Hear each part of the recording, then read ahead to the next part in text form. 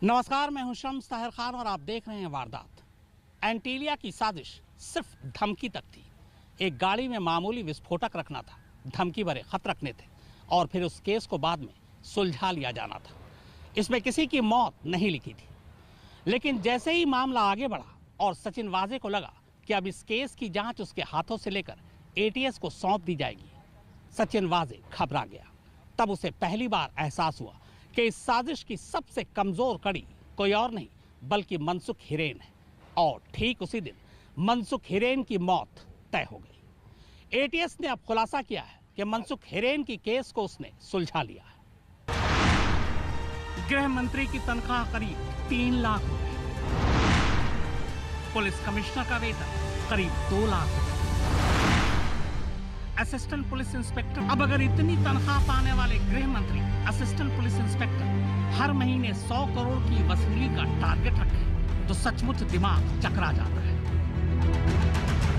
पता नहीं मुंबई के पूर्व पुलिस कमिश्नर और फिलहाल होमगार्ड के डीजी परमवीर सिंह ने बम की शक्ल में जो खत मुख्यमंत्री को लिखा है, उस खत में लिखी बातें कितनी सच्ची है। लेकिन ये खत जो कह रहा है वो वाकई सोचने को मजबूर कर देता है। इस लंबे चौड़े खत को 2 लाइन में निपटाऊं तो वो ये है कि होम मिनिस्टर वसूली करवा रहे हैं और पुलिस बम रख रही है।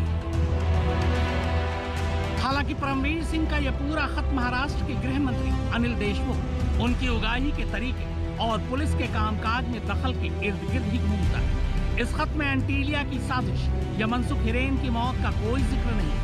इस खत में इस बात का भी जिक्र नहीं है कि सचिन वाजे से खुद परमवीर सिंह के 2 दशक पुराने कैसे रिश्ते हैं। एक पुलिस कमिश्नर का एक होम मिनिस्टर पर यह संगीन इल्जाम राजनीति में भूचाल ला चुका है। इसमें अभी जमकर राजनीति होगी, लेकिन हम यहाँ राजनीति नहीं बल्कि उस केस की सच्चाई की बात करेंगे, जिस केस की वजह से खुद परमवीर सिंह की पुलिस कमिश्नर की कुर्सी गई और अब उनके खत से बाद होम मिनिस्टर की कुर्सी तक आ गई।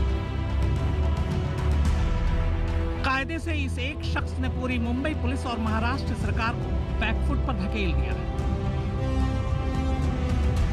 इस एक सचिन वाजे ने पहली बार खुलेआम ये देश को दिखा और बता दिया कि पुलिस कैसे आतंकवादी पैदा करती है, कैसे आतंक के केस को जन्म देती है और कैसे आतंक की साजिश रखती है। हालांकि अब मनसुख हिरेन के कातिल के तौर पर भी इन्हीं सचिन वाजे का नाम सामने आ रहा है। लेकिन कत्ल का इल्जाम सचिन वाजे पर पहली बार तो लगा नहीं।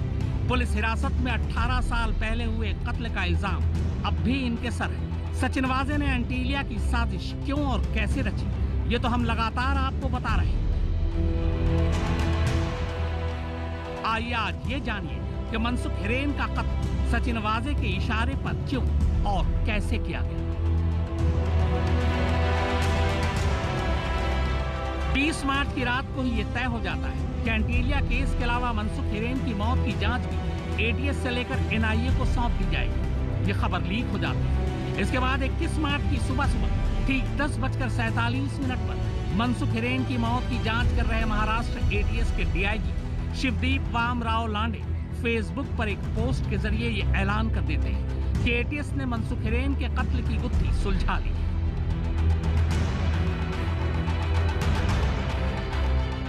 बाद में एटीएस की तरफ से बताया जाता है कि इस सिलसिले में 2 लोगों को गिरफ्तार किया गया है। इनमें से एक फर्जी एनकाउंटर के आरोप में उम्र कैद की सजा काट रहा सस्पेंडेड सिपाही विनायक शिंदे और दूसरा एक सटोरिया नरेश गौर है।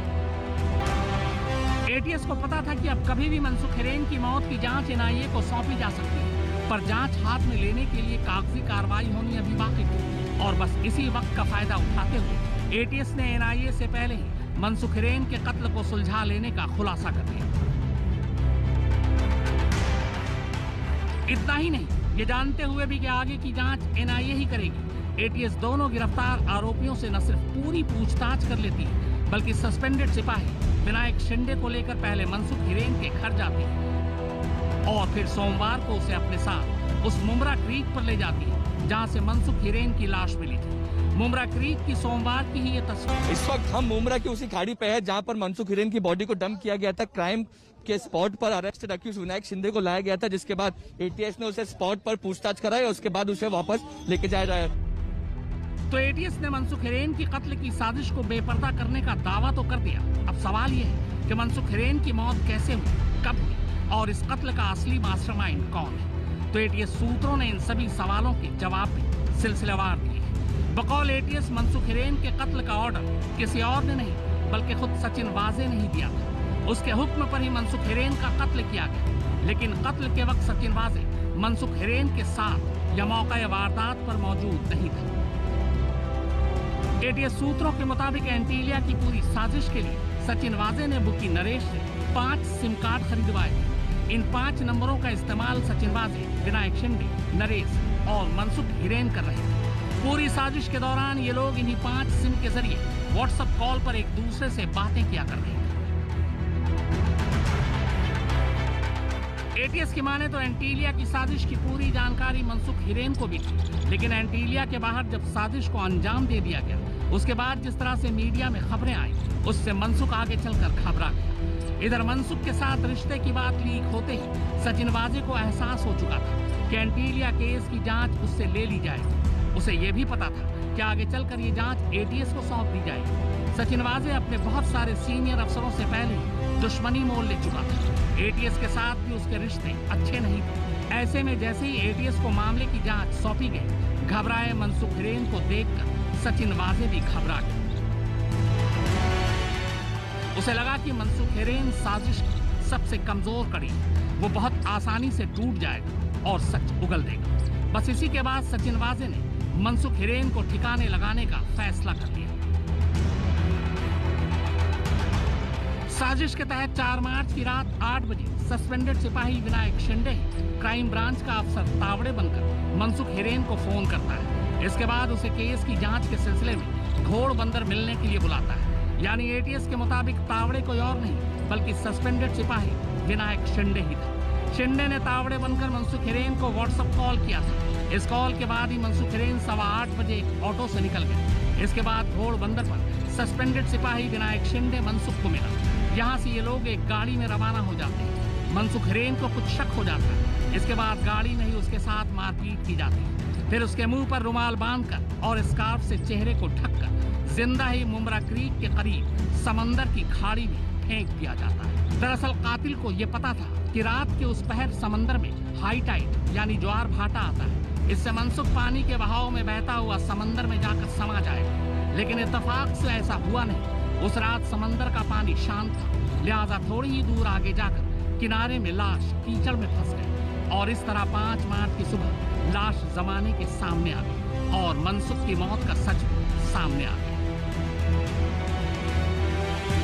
एटीएस को शक ही नहीं बल्कि पूरा यकीन है कि घोड़ बंदर से मुमरा क्रीक तक जिस गाड़ी में मनसुख हिरेन को ले जाया गया, वो गाड़ी सचिन वाजे की ही एक प्राइवेट गाड़ी थी। बहुत मुमकिन है कि ये वही काली मर्सिडीज थी जो सचिन वाजे के दफ्तर के बाहर पार्क थी, जो फिलहाल एनआईए के कब्जे में है। एटीएस इन दोनों से पूछताछ कर अब ये पता लगा रही है कि 4 मार्च की रात उस गाड़ी में कौन कौन सवार था। इस सिलसिले में कुछ और लोगों की भी जल्द ही गिरफ्तारी हो सकती है। सस्पेंडेड सिपाही विनायक शिंदे कभी उसी क्राइम ब्रांच सीआईयू यूनिट में पोस्टेड था जिसमें सचिन वाजे थे। विनायक ने भी एनकाउंटर स्पेशलिस्ट प्रदीप शर्मा के साथ लंबे वक्त तक काम किया। 11 नवंबर 2006 को मुंबई में एक गैंगस्टर लखन भैया का एनकाउंटर होता है। ये एनकाउंटर प्रदीप शर्मा की टीम ने किया था। इसमें विनायक शिंदे भी शामिल था। बाद में ये एनकाउंटर फर्जी पाया गया, जिसके बाद प्रदीप शर्मा को छोड़कर एनकाउंटर में शामिल बाकी सभी पुलिस वालों को सजा हुई। प्रदीप शर्मा को इसलिए सजा नहीं हुई क्योंकि वो एनकाउंटर के वक्त खुद मौके पर मौजूद नहीं थे। विनायक शिंदे को अदालत ने उम्र कैद की सजा सुनाई। विनायक हाल ही में फरलो पर बाहर आया हुआ था। इस दौरान जून 2020 में सचिन वाजे भी 16 साल की बर्खास्तगी के बाद वापस क्राइम ब्रांच सीआईयू में तैनात हो चुके थे। विनायक और वाजे में पुरानी जान पहचान थी, लिहाजा सचिन वाजे ने एंटीलिया साजिश में विनायक को भी अपने साथ मिला लिया। दूसरे आरोपी नरेश गौर मुंबई का एक बदनाम सटोरिया है, सचिन वाजे का पुराना जानकार भी। इस साजिश में सिम कार्ड मुहैया कराने के अलावा नरेश की और क्या क्या भूमिका है, इसकी जांच चल रही है। हालांकि सोमवार को ही औपचारिक तौर पर मनसुख हिरेन मर्डर केस की जांच एनआईए के पास पहुंच गई। यानी एटीएस ने अब तक जो खुलासा किया, अब मंगलवार से एनआईए उस जांच को आगे बढ़ाएगी। सचिन वाजे एनआईए की पहले से ही हिरासत में है, लिहाजा मनसुख हिरेन के कत्ल के सिलसिले में पूछताछ करने के लिए एनआईए को फिलहाल कोर्ट की इजाजत की जरूरत नहीं है। तो कुल मिलाकर एनआईए एंटीलिया केस की साजिश लगभग पहले ही सुलझा चुकी है। मनसुख हिरेन की कत्ल की साजिश का सच आधा एटीएस ने बता दिया, बाकी एनआईए बताएगी।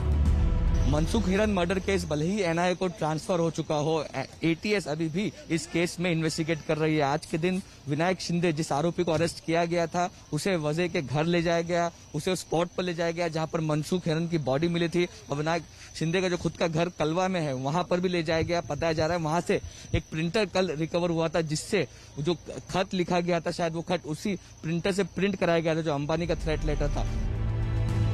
मुंबई से मुस्तफा शेख, सौरभ वक्तानिया और विद्या के साथ शम्स ताहिर खान। आज